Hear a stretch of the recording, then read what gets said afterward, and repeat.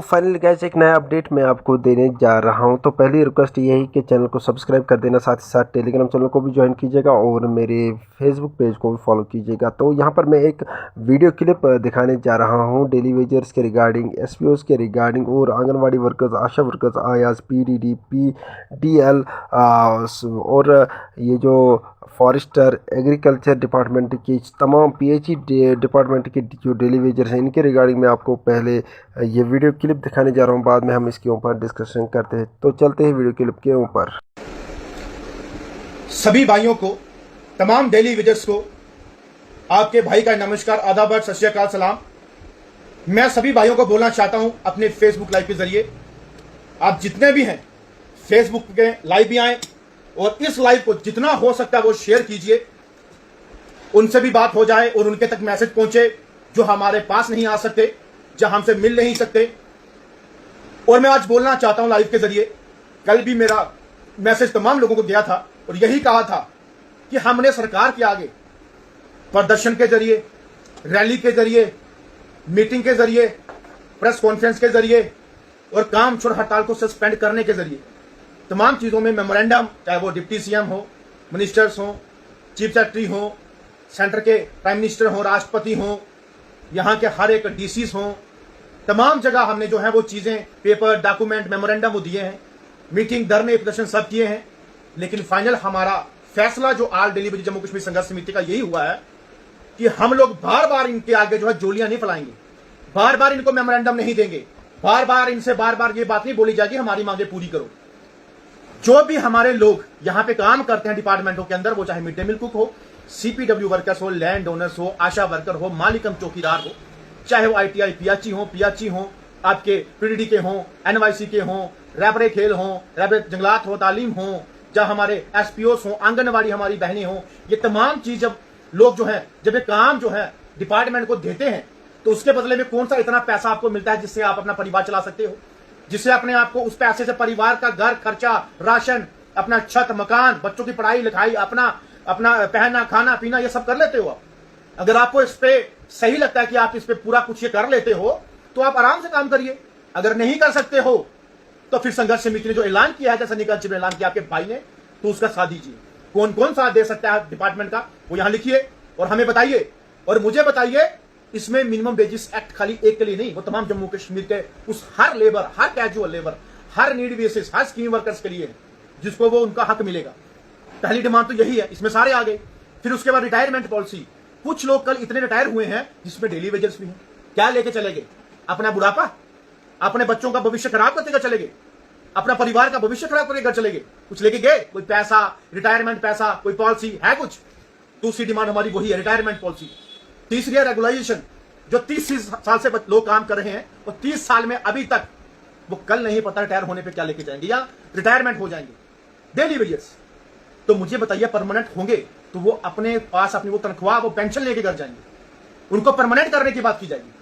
और उसके बाद हमारी वेजिस, जो आज हमारी जम्मू कश्मीर की वेजिस है, वो सब भाइयों को बोलना चाहता हूं और उन एडमिनिस्ट्रेशन लीडरानों को भी, अगर मेरी वीडियो सुन रहे होंगे या सुनेंगे, 30 रुपया दिन का कौन मिड डे मील कुक, 200 रुपया महीने का सीपीडब्ल्यू वर्कर्स, मालिकम चौकीदार पैसा ही नहीं, फ्री में काम, आंगनवाड़ी 4045 रुपया, आशा वर्कर 2000, वो भी इंसेंटिव के रूप में, डेली वेजर्स 9000, आपके एसपीओस 9000, आपके एनवाईसी वाले उनका देखिए क्या है 9000, आपके तमाम और जो डिपार्टमेंट के हैं, कईयों को 3000, कईयों को 2500 रुपया, टीचरों को, सीजनल टीचरों को, वोकेशनल टीचरों को, कईयों को 4000।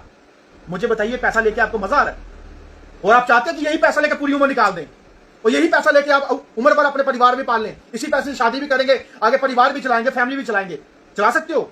अगर चला सकते हो तो ले लो वही पैसा, अगर नहीं चला सकते तो अब फैसला करना होगा आप लोगों को। आ जाओ बाहर, घर पे बैठ के आपको 4500 से 45,000 नहीं बन जाएगा, लेकिन जब अब जन सलाब के रूप में अपने हक के लिए, अपने उस हकूक के लिए अगर बाहर आना होगा तो आपको जरूर आपकी कामयाबी आपको कहीं ना कहीं दिखेगी, वरना ऐसे ही आप रहोगे इस 4500, 2000, 10 रुपए, 20 रुपए इसी चक्कर में।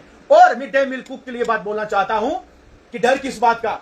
आप 30 रुपए, वो भी 7 महीने, 6 महीने, 8 महीने में एक बार पैसा देखो तो आपको गुलामी करने की आदत पड़ गई है क्या? और टीचर दूसरे क्या कोई लगेगा 30 रुपए दिन के हिसाब से?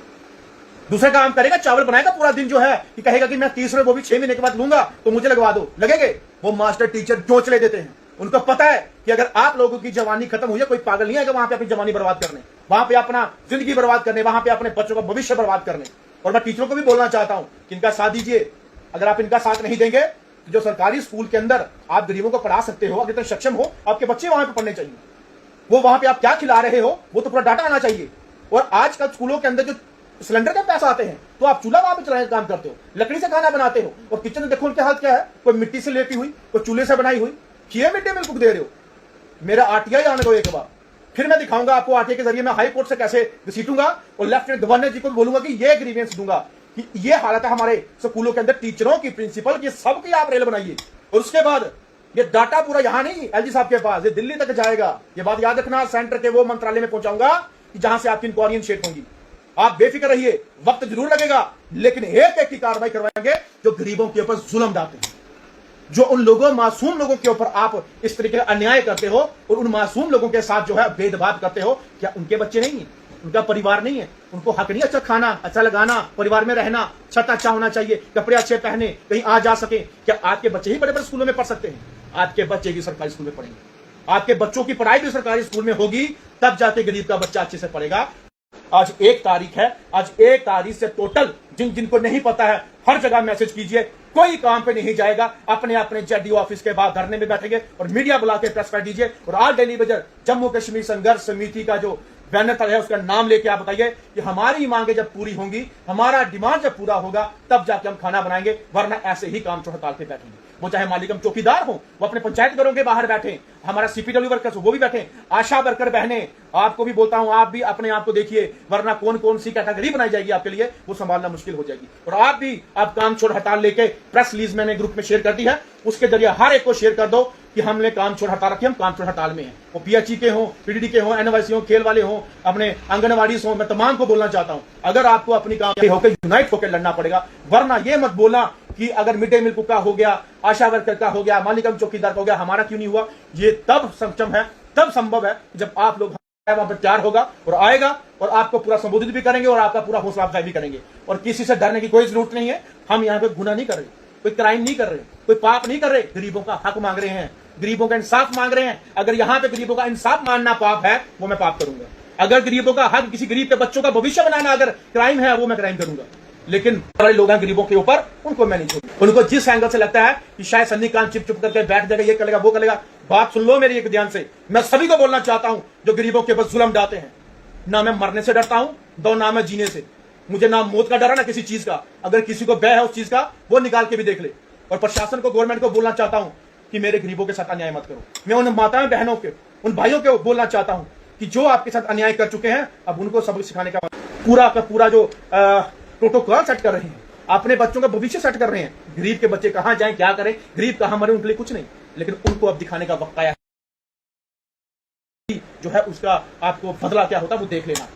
डिपार्टमेंट उन मुलाजिमों को तंग ना करे जिनको 25-25, 30-30 साल से अपना हक मांगना है, उनको तंग ना करें। जो सन्नी कान चिप हर वो हथकंडा अपनाएगा जिससे अब उनकी जो काम है लेने का, उनके हक दिलाने का, वो हर करेगा। ना कि जम्मू कश्मीर सेंटर दिल्ली तक जाके बैठ के वो पूरे जो उनको हक हकूक की बात है, जहां रैली है, जहां प्रोटेस्ट है, धरने हैं, जहां उधर जाके कोई भी आवाज है पूरी उठाऊंगा। और जम्मू कश्मीर में क्या हालात है इसके चिट्ठे मैं सारे सेंटर में खोल के दूंगा कि ये हालात है जम्मू कश्मीर के अंदर। क्यों नहीं हमारे जम्मू कश्मीर के लोगों को इंसाफ के लिए वहां पे बात की जाती, क्यों अपने ही मर्जी में यहीं पर ठप किया जाता है। अगर जब दिल्ली वाले प्रपोजल मांगते तो इनको कौन सी बीमारी नहीं देने में, ये डालिए ना प्रपोजल दिल्ली में। जब डालेंगे, अगर वो नहीं करेंगे फिर उनके साथ हमारी बात है। आप यहां से डालेंगे नहीं तो उनको मैं क्या बोलूं। उनको यही जवाब है कि जब जम्मू कश्मीर से प्रपोजल नहीं आएगा हमें, तो हम क्या पूरा करें। जब जम्मू कश्मीर से प्रपोजल आएगा फिर जम्मू कश्मीर की जनता जाने और सेंटर की सरकार जाने। लेकिन सबसे बड़ी कामयाबी, नाकामयाबी हमारे जम्मू कश्मीर की गवर्नमेंट की है और यहां के मंत्री और लीडरों की है। जो हमारी डिमांड यूनियन टेरिटरी है, इसकी डिमांड सेंटर से पूरी होगी हर चीज की। और मिनिमम वेजेस एक्ट होगा ही सेंटर से। ये भेजेंगे तब, ये बोलेंगे तब। और मिनिमम वेजेस एक्ट जो है वो लागू हर स्टेट में, लेकिन वाहिद हमारे जम्मू कश्मीर जब बात होती है तो बदकिस्मती से बोलते हैं अच्छा हाँ ये जम्मू कश्मीर है ही नहीं। अरे हमारे लीडर वैसे होते, मंत्री सरकारें वैसी होती तो आज हमें हक मिला होता सैर सपाटे करने के लिए बाहर जाइए। लेकिन बात मत करिए अपने जम्मू कश्मीर के लोगों की जो जूझ रहे हैं। और मैं तमाम भाइयों को बोलना चाहता हूं कि इस काम छोड़ हड़ताल को पक्की तरीके से सक्षम कीजिए, इसको मजबूत कीजिए। अगर हर जम्मू कश्मीर के कोने से काम छोड़ हड़ताल होगी तो सरकार को आने के लिए मजबूर हम करेंगे। या तो सरकार में बैठे, अगर नहीं पूरा हमारा हक दिला सकते तो सरकार छोड़ के अपने घरों में बैठे, जनता पब्लिक खुद लेगी, हमें क्या से इंसाफ लेना। और जितना हो सके इस वीडियो को उस भाई ये आपने वीडियो क्लिप देखा, इसमें हम लास्ट पे यही बात कहेंगे कि हमारी सरकार को, सीएम साहब को, एलजी साहब को डेली वेजर्स के रिगार्डिंग सोचना चाहिए, एसपीओस के रिगार्डिंग सोचना चाहिए, आंगनवाड़ी वर्कर्स के रिगार्डिंग सोचना चाहिए, आशा वर्कर्स के रिगार्डिंग, आयाज हेल्पर्स और आंगनवाड़ी वर्कर्स, पीडीडी वर्कर्स, सफाई कर्मचारी, पीएचई डिपार्टमेंट के, फॉरेस्टर, एग्रीकल्चर डिपार्टमेंट के, तमाम इनके लिए सोचना चाहिए। और साथ ही साथ फूड सिविल सप्लाईज़ के रिगार्डिंग सोचना चाहिए, इनकी सैलरी को इंक्रीज़ कर देना चाहिए और साथ साथ इनको रेगुलराइज कर देना चाहिए। मिनिमम वेज एक्ट भी लागू होना चाहिए हमारे जम्मू एंड कश्मीर में, जिस तरह से लद्दाख यूटी में है उसी तरह से यहाँ पर भी होना चाहिए। और साथ ही साथ जिस तरह से दिल्ली यूटी में है उसी तरह का व्यवहार हमारे यहाँ जम्मू एंड कश्मीर के डेली वेजर्स भाइयों बहनों के साथ होना चाहिए। और साथ ही साथ इनकी सैलरी को इंक्रीज़ कर देना चाहिए, परमानेंट भी ये होनी चाहिए। हमारी आवाज़ हर वक्त इनके साथ है। अगर ये डेली वेजर्स भाई हमारे साथ नहीं होते तो हमारी जम्मू एंड कश्मीर का निज़ाम कुछ मतलब बहुत ही ख़राब हो जाता होता।